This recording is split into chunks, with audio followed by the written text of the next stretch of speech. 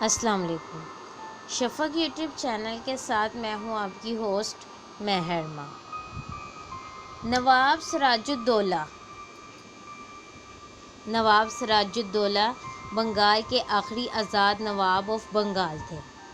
ان کا دور ختم ہوا تو ایسٹ انڈیا کمپنی کی حکومت شروع ہو گئی۔ بنگال کے بعد قریباً پورا جنوبی ایشیا ایسٹ انڈیا کمپنی کے تسلط میں آ گیا۔ سراج الدولہ اپریل 1756 میں اپنے نانا کی وفات کے بعد نواب آف بنگال بنے۔ اس وقت ان کی عمر 23 سال تھی۔ سراج الدولہ 1733 میں پیدا ہوئے۔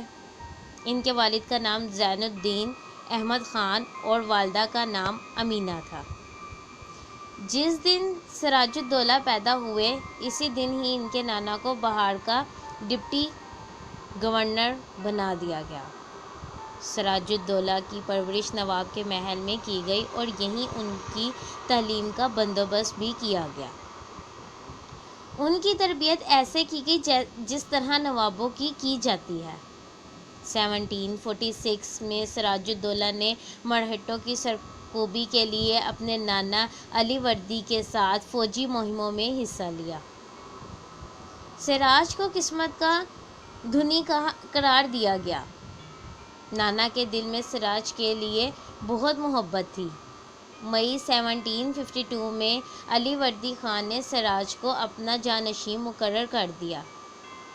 علی وردی خان 10 اپریل 1756 کو 80 سال کی عمر میں یا 80 برس کی عمر میں انتقال کر گئے۔ سراج الدین کا نواب بننا ان کی خالہ مہر النساء بیگم کو ایک آنکھ نہ بھایا۔ اسی طرح میر جعفر اور ان کے کزن شوکت جنگ نے بھی سراج الدولہ کی نامزدگی کو پسند نہیں کیا۔ مہر النساء بیگم کے پاس بہت زیادہ دولت تھی۔ سراج الدولہ کو یہ خطرہ لاحق تھا کہ مہر النساء بیگم ان کی شدید مخالفت کریں گی، اس لیے سراج نے ان کی دولت چھین لی اور انہیں نظر بند کر دیا۔ اس کے علاوہ نواب سراج الدولہ نے حکومت کے اعلیٰ عہدیداران کو بھی تبدیل کر دیا۔ انہوں نے اپنی پسندیدہ لوگوں کو یہ عہدے دے دیے۔ انہوں نے میر مدن کو بخشی مقرر کر دیا۔ اس سے پہلے یہ عہدہ میر جعفر کے پاس تھا۔ اسی طرح انہوں نے موہن لال کو اپنے دیوان خانہ کا پیشکار بنا دیا۔ موہن لال نے اپنے اثر و نفوذ کے ذریعے انتظامیہ کو قابو کر لیا۔ آخرکار سراج الدولہ نے شوکت جنگ سے بھی نجات حاصل کر لی۔ شوکت جنگ ایک تصادم میں مارا گیا۔ سراج الدولہ اس حقیقت سے بخوبی آشنا تھے کہ برطانیہ اس خطے کو اپنی نو آبادی بنانا چاہتا ہے۔ سراج الدولہ اس حقیقت سے بخوبی آشنا تھا کہ برطانیہ اس خطے کو اپنی نو آبادی بنانا چاہتا ہے۔ یہی وجہ تھی کہ انہوں نے بنگال میں برطانوی فوج کی موجودگی کو پسند نہیں کیا۔ اس فوج کی ترجمانی ایسٹ انڈیا کمپنی کر رہی تھی۔ وہ بنگال کے معاملات پر مبینہ طور پر ایسٹ انڈیا کمپنی کی مداخلت پر ناراض تھے۔ اس بات پر بھی ناراض تھے کہ ان کے کچھ اپنے آدمی انہیں تخت سے اتارنے کے لیے سازش میں ملوث ہیں۔ کمپنی سے ان کی 3 شکایات تھیں۔ ایک تو یہ تھی کہ فورٹ ولیم کے ارد گرد قلعہ تعمیر کر دیا گیا اور اس کے لیے انہیں کوئی اطلاع نہیں دی گئی۔ دوسری شکایت یہ تھی کہ کمپنی نے فصلوں کی طرف سے دی گئی تجارت کی سہولتوں کا غلط فائدہ اٹھایا اور اس کی وجہ سے حکومت کو حاصل ہونے والے ریونیو کسٹم ڈیوٹی کو سخت نقصان پہنچا۔ اور انہیں دوسری شکایت یہ تھی کہ کمپنی نے فصلوں کی طرف سے دی گئی تجارت کی سہولتوں کا غلط فائدہ اٹھایا اور اس کی وجہ سے حکومت کو حاصل ہونے والی ریونیو کسٹم ڈیوٹی کو سخت نقصان پہنچا۔ تیسری شکایت یہ تھی کہ کمپنی نے ان کے کچھ ایسے افسروں کو پناہ دی جو حکومتی فنڈز خرد برد کرنے کے بعد ڈھاکہ سے فرار ہو گئے تھے۔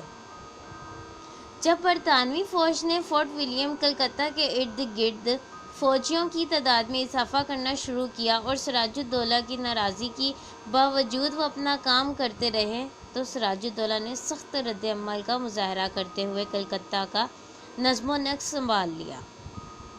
نواب سراج الدولہ کی فوجوں نے فورٹ ولیم برطانوی فوجیوں سے چھین لیا۔ بہت سے برطانوی فوجی قیدی بن گئے اور انہیں عارضی طور پر ایک سیل میں رکھا گیا۔ اس دوران کچھ غلط فہمیوں کی وجہ سے ان قیدیوں کو وہیں چھوڑ دیا گیا۔ ان میں سے کئی موت کی وادی میں اتر گئے۔ برطانیہ سرکار نے اس واقعے کی انکوائری کی اور سر ولیم میرڈیتھ نے سراج الدولہ کو تمام الزامات سے بری الزامہ قرار دیا۔ آخرکار سراج الدولہ سے ایک امن معاہدہ طے پایا۔ سراج الدولہ نے برطانوی آفیسرز کی زیادتیوں کو معاف کر دیا، لیکن سراج الدولہ یہ نہ سمجھ سکا کہ امن معاہدہ انہیں تخت و تاج سے محروم کرنے کی سازش ہے۔ نواب سراج الدولہ کو علم ہوا کہ برطانوی فوجوں نے چندی گڑھ پر حملہ کر دیا ہے۔ برطانیہ کے خلاف ان کی چھپی ہوئی نفرت باہر آ گئی۔ سراج الدولہ کو یہ خطرہ لاحق تھا کہ کہیں شمال سے افغانی احمد شاہ درانی کے ساتھ مل کر حملہ نہ کر دیں۔ اس کے علاوہ انہیں مغرب کی طرف سے عمر ہٹو کے حملے کا بھی خطرہ تھا۔ اس لیے برطانیہ کے خلاف انہوں نے اپنی ساری فوج نہیں اتاری۔ برطانویوں اور سراج الدولہ کے درمیان بد اعتمادی کی دیوار کھڑی ہو گئی، جس کا نتیجہ یہ نکلا کہ سراج الدولہ نے جین لا، کوسم بازار اور بسی میں واقع فرانسیسی فیکٹری کا چیف سے مذاکرات شروع کر دیے۔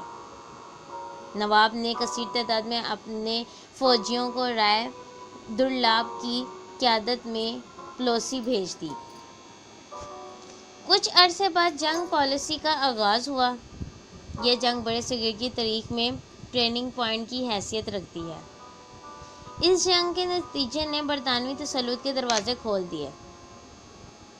جب سراج الدولہ نے کلکتہ فتح کر لیا تو برطانیہ میں مدراس سے تازہ دم فوجی دستے بھیجے تاکہ فورٹ ولیم قلعے کو دوبارہ حاصل کیا جا سکے۔ نواب سراج الدولہ پالیسی کے میدان میں برطانویوں سے ٹکرایا۔